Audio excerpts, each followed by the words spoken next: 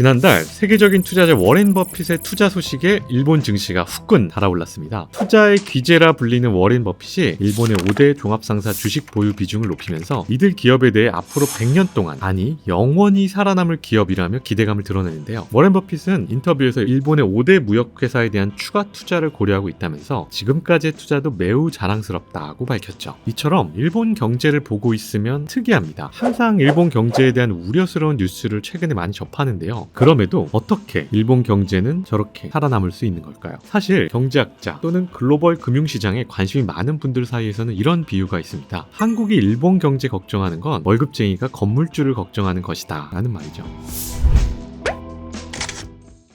네, 갑자기 건물주요? 네, 맞습니다. 건물주. 국가들 사이에서 일본은 건물주 같습니다. 과거 일본은 400조 원이 넘는 해외 자산을 가지고 있었습니다. 잃어버린 30년이란 수식어도 있지만 일본은 해외 자산에서 이자와 배당만으로 매년 20조 엔을 벌어들이고 있고요. 경상수지가 적자나더라도 자본수지, 즉 투자소득만으로만 흑자를 내고 있습니다. 그래서 일본은 지난 31년간 세계 1위의 대외 순자산 국가이고 미국 국채 보유 순위 1위라는 수식어도 있습니다. 반면에 한국은 피땀 흘려 만든 제품을 매달 해외에 팔아서 벌어들이는, 즉 무역 수지에 매달리는 월급쟁이라는 셈인데요. 이를 보고 누군가는 이렇게 말합니다. 세상에서 제일 쓸데없는 걱정은 연예인 걱정과 일본 걱정이라고 말입니다. 실제로 주요국 대외 순자산 규모를 살펴보면 일본은 31년간 1위를 차지하고 있습니다. 이는 한국과 비교했을 때 약 8배나 높습니다. 대외 순자산은 해외에 있는 정부, 기업, 개인의 자산에서 부채를 뺀 것으로 말 그대로 일본이 해외에 보유하고 있는 순자산입니다. 일본 기업이 해외에 건설한 공장, 기업 인수, 주식이나 채권 투자가 모두 포함된 것인데요. 일본은 1960년대 이후 30여 년간 고도 성장을 바탕으로 수출을 통해 벌어들인 막대한 자금을 해외 자산에 투자하면서 대외 순자산 비중을 확대해왔습니다. 그래서 1980년대 후반 일본의 잃어버린 30년이 가져온 버블 경제의 붕괴가 발생했음에도 불구하고 지금까지도 해외에서 벌어들이는 배당, 이자 소득 등을 바탕으로 2022년 말 기준으로 2021년 대비 대외 순자산은 15.7%가 증가하는 등 일본은 내수 경제의 위기 속에서도 해외에 투자해놓은 자산으로 위험을 잘 해지해놨다고 할 수 있죠. 물론 지금은 대외 수출이 계속해서 적자가 나면서 건물주가 조금 난감한 상황이 되었다고 보는 시각들도 있습니다. 하지만 그럼에도 우리는 여기서 한 가지를 알 수 있죠. 바로 과거 해외 투자로 인해 여전히 경제를 유지하고 있다는 사실을 말입니다. 그리고 국가도 물론 중요하지만 이를 개인에게 빗대자면 우리 개개인에게도 해외 투자가 무엇보다도 중요하다는 점을 시사합니다.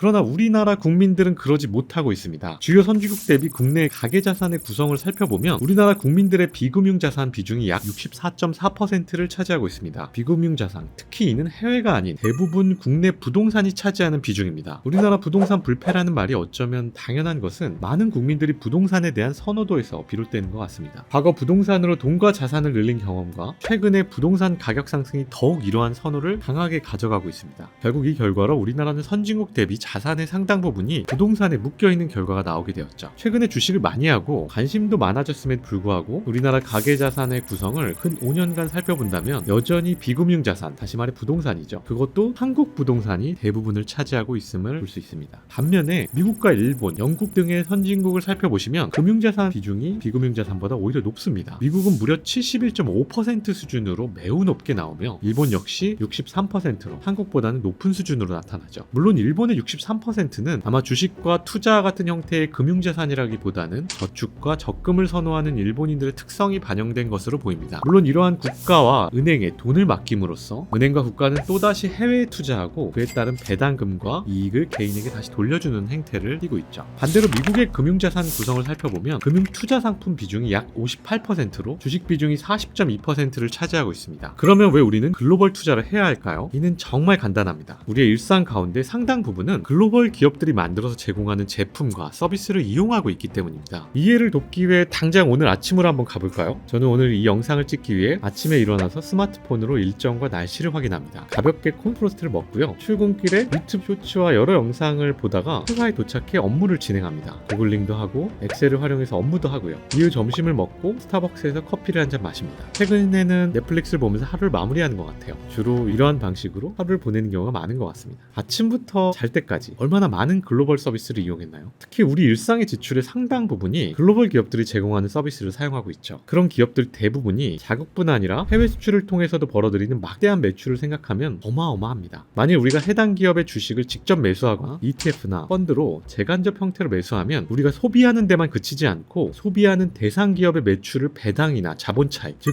주식 가격 상승을 통해서 우리의 자산도 늘릴 수 있는 겁니다. 여러 매체에서도 국내 가계의 자산 구성은 선진국의 금융자산 비중 대비 너무 낮다라는 말이 많이 나옵니다. 사실 이 말은 이렇게도 해석할 수 있습니다. 글로벌 기업들이 일으키는 매출을 향유받지 못하고 있다라고 말입니다. 우리가 일상에서 정말 많이 쓰고 애용하는 글로벌 기업들의 제품과 서비스에 대한 이용료만 지불하고 있을 뿐 그들이 만들어내는 수익을 향유하지 못하고 있는 거죠. 해외 투자는 정말 너무도 필수 불가결한데요. 마치 일본처럼 말이죠.